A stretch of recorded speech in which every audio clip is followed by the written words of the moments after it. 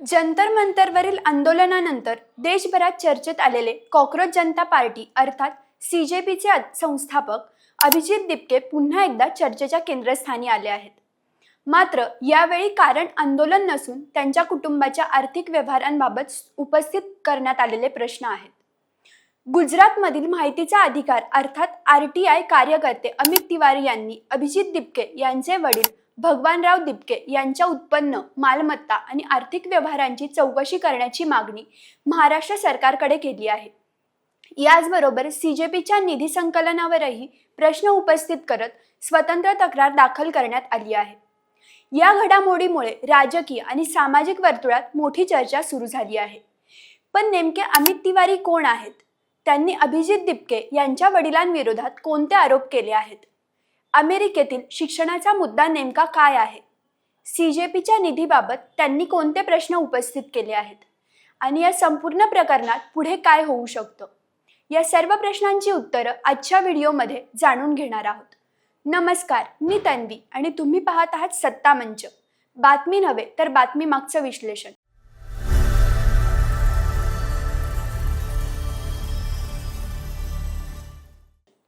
चला तर मग मुद्देसूद पाहूया। मुद्दा क्रमांक 1, कोण आहेत अमित तिवारी?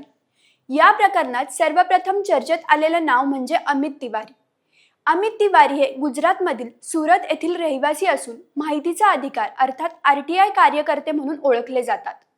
विविध शासकीय विषयांवर माहिती मागवणे, तक्रारी दाखल करणे आणि सार्वजनिक हिताच्या प्रश्नांवर भूमिका घेणे यासाठी ते कार्यरत असल्याचं सांगितलं जातं। अभिजित दिपके यांनी त्यांच्या वडिलांविरोधात तक्रार दाखल केल्यानंतर ते राष्ट्रीय स्तरावर चर्चेत आले आहेत। यापूर्वी ते फारसे चर्चेत नव्हते। मुद्दा क्रमांक 2, नेमका काय आहे आरोप? अमित तिवारी यांनी दावा केला आहे की अभिजित दिपके यांचे वडील भगवानराव दिपके हे महाराष्ट्र औद्योगिक विकास महामंडळ म्हणजेच MIDC मध्ये कनिष्ठ अभियंता म्हणून कार्यरत होते। तिवारी यांच्या म्हणण्यानुसार जर त्यांचा मासिक पगार सुमारे 60 ते 65 हजार रुपयांच्या आसपास होता तर अशा परिस्थितीत आपल्या मुलाला अमेरिकेत उच्च शिक्षणासाठी कसं पाठवण्यात आलं? त्या शिक्षणाचा खर्च नेमका कुठून आला याची सखोल चौकशी व्हायला हवी। मात्र हे लक्षात घेणं महत्त्वाचं आहे की हा दावा अमित तिवारी यांनी केला असून या संदर्भात अद्याप कोणत्याही सरकारी यंत्रणेने चौकशी पूर्ण करून कोणताही निष्कर्ष जाहीर केलेला नाही। मुद्दा क्रमांक 3, महाराष्ट्र सरकारकडे तक्रार। या आरोपांच्या पार्श्वभूमीवर अमित तिवारी यांनी महाराष्ट्र सरकारकडे लेखी तक्रार दाखल केली आहे। या तक्रारीत भगवानराव दिपके यांच्या उत्पन्नाचे स्रोत, मालमत्ता, आर्थिक व्यवहार आणि सेवा काळातील संपत्तीची सखोल चौकशी करण्याची मागणी करण्यात आली आहे। तिवारी यांनी असा दावा केला आहे की जर चौकशीत उत्पन्नापेक्षा अधिक मालमत्ता असल्याचं आढळलं तर संबंधितांवर कायदेशीर कारवाई करण्यात यावी। मात्र या मागणीवर सरकारने अद्याप अधिकृतपणे कोणतीही भूमिका घेतलेली नाही। मुद्दा क्रमांक 4, CJPच्या निधीवरही प्रश्न। अमित तिवारी यांनी केवळ अभिजित दिपके यांच्या कुटुंबाच्या आर्थिक व्यवहारांवरच नाही तर त्यांच्या कॉक्रोच जनता पार्टी अर्थात CJPच्या निधी संकलनावरही प्रश्न उपस्थित केले आहेत।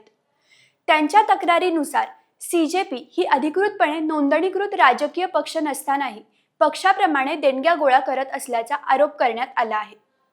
त्यामुळे या निधीचा स्रोत काय आहे, तो कोणाकडून आला आणि त्यासाठी संबंधित कायद्यांचे पालन करण्यात आले का याची चौकशी व्हावी अशी मागणी करण्यात आली आहे। मुद्दा क्रमांक 5, 1 कोटी रुपयांच्या निधीबाबत दावा।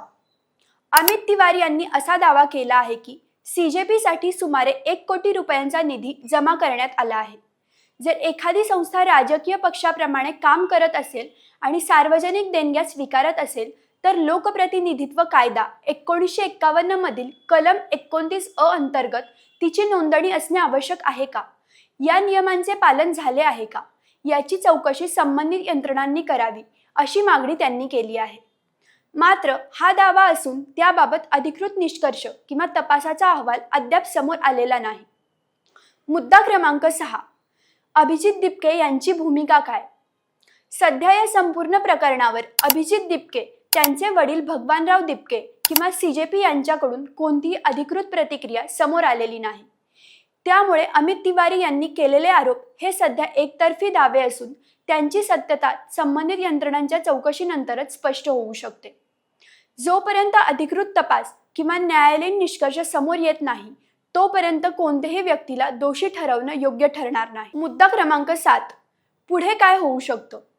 आता सर्वांचे लक्ष महाराष्ट्र सरकार आणि संबंधित तपास यंत्रणांच्या भूमिकेकडे लागलं आहे। या तक्रारीची दखल घेत चौकशी सुरू केली जाते का? CJPच्या निधीबाबत अधिक माहिती समोर येते का? आणि अभिजित दिपके या आरोपांवर अधिकृत प्रतिक्रिया देतात का? हे येत्या काही दिवसात स्पष्ट होऊ शकतं। जर चौकशी सुरू झाली तर या प्रकरणाला आणखी मोठं राजकीय आणि कायदेशीर वळण मिळण्याची शक्यता नाकारता येत नाही। या संपूर्ण घडामोडीतून 3 महत्त्वाच्या गोष्टी समोर येतात।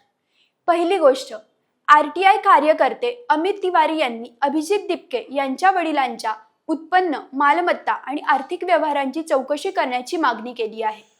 दुसरी गोष्ट, CJPच्या निधी संकलनाबाबतही स्वतंत्र तक्रार दाखल करण्यात आली असून संबंधित नियमांचे पालन झाले का याची चौकशी करण्याची मागणी करण्यात आली आहे।